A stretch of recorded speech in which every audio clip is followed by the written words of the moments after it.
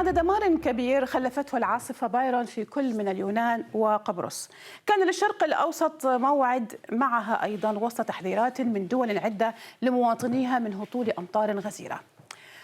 هنا مشاهدينا صور من الدمار الذي خلفته العاصفة في اليونان مثلا، لكن في غزة كان أثرها بالغا، حيث غمرت مياه الأمطار الآلاف من خيام النازحين المنتشرة في مناطق مختلفة من القطاع منذ ساعات الفجر الأولى، لا سيما في المخيمات العشوائية التي أقيمت في أراضٍ منخفضة.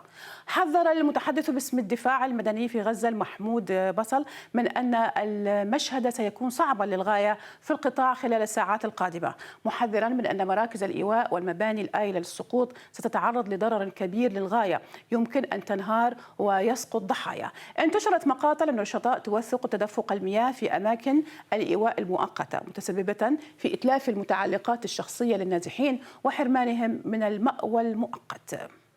احنا طول الليل يا عم بتشتي وغرقنا ومش عارف اطلع، انا مصاب، عندي بتر وعندي رجلي كلها شظايا، مش عارف اخبص على الميه، وصرت ازعج على الناس ينجدوني يطلعوا اولادي من الميه ومش عارفين يخشوا لي من بركه الميه، وكل الاكل خرب والشادر تحتيك كله طار ومش عارف اطلعه وانا مصاب، فيش الا ايد واحده.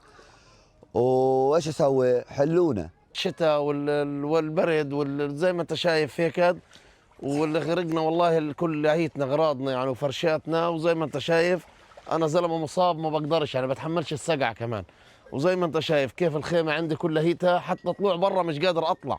بايرون ضربت أيضا إسرائيل، حيث حذرت السلطات من هطول أمطار غير مسبوقة وقد تبلغ ذروتها ليلة الأربعاء الخبيث، مع تحذير سكان مختلف أنحاء البلاد من الاستعداد لظروف جوية صعبة. تم تحويل مسار طائرة متجهة إلى إسرائيل قادمة من قبرص عبر الأجواء اللبنانية بسبب الأحوال الجوية العاصفة. بحسب صحيفة تايمز أوف إسرائيل، فإن الرحلة التابعة لشركة طيران يونانية كانت تحت إشراف مراقبة الحركة الجوية القبرصية عند اتخاذ قرار تحويل المسار، ذلك حفاظا على الراكبين. بايرون أيضا وصلت لسوريا، هنا لقطات من اللاذقية حيث غمرت مياه الأمطار سيارات، فيما امتدت التحذيرات من أمطار شديدة قد تصل لحد الفيضانات في الأردن.